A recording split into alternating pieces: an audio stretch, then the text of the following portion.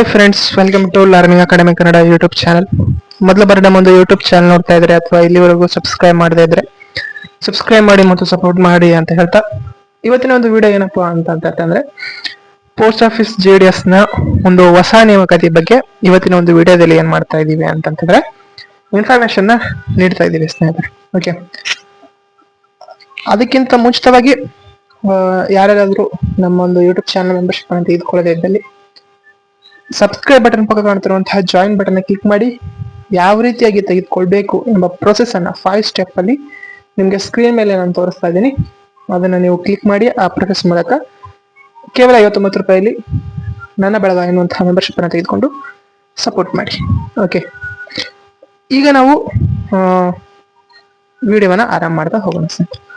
ಮೊದಲಿಗೆ ಬಂದ್ಬಿಟ್ಟು ಏನಪ್ಪಾ ಅಂತಂತಂದ್ರೆ ಈ ಒಂದು ನೋಟಿಫಿಕೇಶನ್ ಯಾವಾಗ ಬರುತ್ತೆ ಮತ್ತು ಎಷ್ಟು ವೇಕೆನ್ಸಿಗಳು ಇರ್ತವೆ ಅಂತೇಳಿ ನೀವು ತಮ್ಮೇಲಲ್ಲಿ ನೋಡಿರುವಂತೆ ಮತ್ತು ಈಗ ಸ್ಕ್ರೀನ್ ಮೇಲೆ ನೋಡ್ತಾ ಇದ್ದೀರಾ.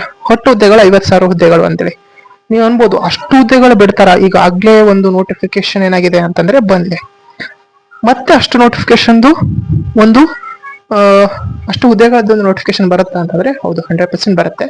ಬಟ್ 50,000 ಅಂತಲ್ಲ, ಬಟ್ ಈಗ ಪ್ರೆಸೆಂಟ್ 50,000ಕ್ಕೂ ಹೆಚ್ಚು ಹುದ್ದೆಗಳು ಖಾಲಿ ಇವೆ. ಓಕೆ, 50,000ಕ್ಕೂ ಹೆಚ್ಚು ಹುದ್ದೆಗಳು ಏನಿವೆ ಅಂತಂತಂದ್ರೆ ಖಾಲಿ ಇವೆ. ಬಟ್ ಅವರು ಎಷ್ಟು ಹುದ್ದೆಗಳನ್ನ ರೆಕ್ರೂಟ್ಮೆಂಟ್ ಮಾಡ್ತಾರೆ ಎಂಬುದು ಅವರಿಗೆ ಗೊತ್ತು. ಬಟ್ ಪ್ರೆಸೆಂಟ್ 50,000ಕ್ಕೂ ಹೆಚ್ಚು ಹುದ್ದೆಗಳು ಖಾಲಿ ಇರುವಂತದ್ದು ಒಂದು ಮಾಹಿತಿ. ಓಕೆ, ಈ 50,000 ಹುದ್ದೆಗಳು ಖಾಲಿ ಇದ್ದಾವೆ. ಇದ್ರಲ್ಲಿ ಎಷ್ಟು ರೆಕ್ರೂಟ್ಮೆಂಟ್ ಮಾಡ್ತಾರೆ ಅವ್ರಿಗೆ ಬಿಟ್ಟಿದ್ದು. ಓಕೆ, ಬಟ್ ಈ ನೋಟಿಫಿಕೇಶನ್ ಯಾವಾಗ ಬರಬಹುದು ಅಂತ ನೋಡಿದಾಗ ಈ ಒಂದು ನೋಟಿಫಿಕೇಶನ್ ಎಕ್ಸ್ಪೆಕ್ಟೆಡ್ ಆಗಿ ಸ್ನೇಹಿತರೆ ಹೇಳೋದಾದ್ರೆ ಇದೇ ಒಂದು ಜುಲೈ ಅಥವಾ ಆಗಸ್ಟ್ ಅಲ್ಲಿ ಬರುತ್ತೆ. ಜೂನ್ ಅಲ್ಲಿ ಒಂದು ನೋಟಿಫಿಕೇಶನ್ ಇದೆ, ಪೋಸ್ಟ್ ಆಫೀಸ್ ಕಡೆಯಿಂದ ಬರುತ್ತೆ. ಅದರ ಬಗ್ಗೆ ಇನ್ನೊಂದು ವಿಡಿಯೋದಲ್ಲಿ ಹೇಳ್ತೀನಿ. ಓಕೆ, ಇದು JDS ರೆಕ್ರೂಟ್ಮೆಂಟ್ ಬಗ್ಗೆ ಹೇಳ್ತಾ ಇರೋದು. ಜುಲೈ ಆಗಸ್ಟ್ ಅಲ್ಲಿ ನಿಮ್ಗೆ ಏನಾಗುತ್ತೆ ಅಂತಂದ್ರೆ ಮತ್ತೊಂದು ಶೆಡ್ಯೂಲ್ 2 ನೋಟಿಫಿಕೇಶನ್ ಬರುತ್ತೆ.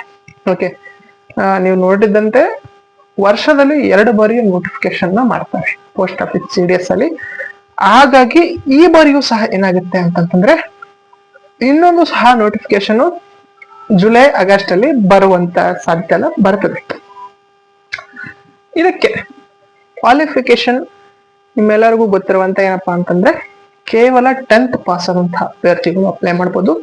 ಇದಕ್ಕೆ ಯಾವುದೇ ರೀತಿಯಾದಂತಹ ಪರೀಕ್ಷೆಗಳಿರುವುದಿಲ್ಲ. ಓಕೆನಾ, ಯಾವುದೇ ರೀತಿಯಾದಂತಹ ಏನಪ್ಪಾ ಅಂತಂದ್ರೆ ಪರೀಕ್ಷೆಗಳು ಇರೋದಿಲ್ಲ ಸ್ನೇಹಿತರೆ. ಬಟ್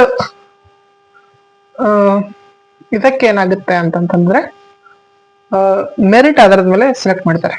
ನೀವು SLC ಅಲ್ಲಿ ಪಡೆದಿರುವಂತಹ ಅಂಕಗಳ ಆಧಾರದ ಮೇಲೆ ಏನ್ ಮಾಡ್ತಾರೆ ಅಂತಂತಂದ್ರೆ ನಿಮ್ಮನ್ನ ಆಯ್ಕೆ ಮಾಡ್ತಾರೆ. ಆ ರೀತಿಯಾಗಿ ನಮ್ಗೆ ಏನಾಗುತ್ತೆ ಅಂತಂತಂದ್ರೆ ಸೆಲೆಕ್ಷನ್ ಪ್ರೊಸೆಸ್ ಆಗುವಂಥದ್ದು ಸ್ನೇಹಿತರೆ. ಇದು ಇವತ್ತಿನ ಒಂದು ವಿಡಿಯೋ ಆಗಿತ್ತು. ಈ ವಿಡಿಯೋ ಏನಾದ್ರು ನಿಮ್ಗೆ ಇಷ್ಟ ಆಯ್ತು ಅಂತಂದ್ರೆ ಪ್ರತಿಯೊಬ್ಬರು ಸಹ ಲೈಕ್ ಮಾಡಿ, ಶೇರ್ ಮಾಡಿ, ತಪ್ಪದೆ ಸಬ್ಸ್ಕ್ರೈಬ್ ಮಾಡಿ ಅಂತ ವಿಡಿಯೋ ಇಷ್ಟ ಆಗಿ ಧನ್ಯವಾದ. Thanks for watching.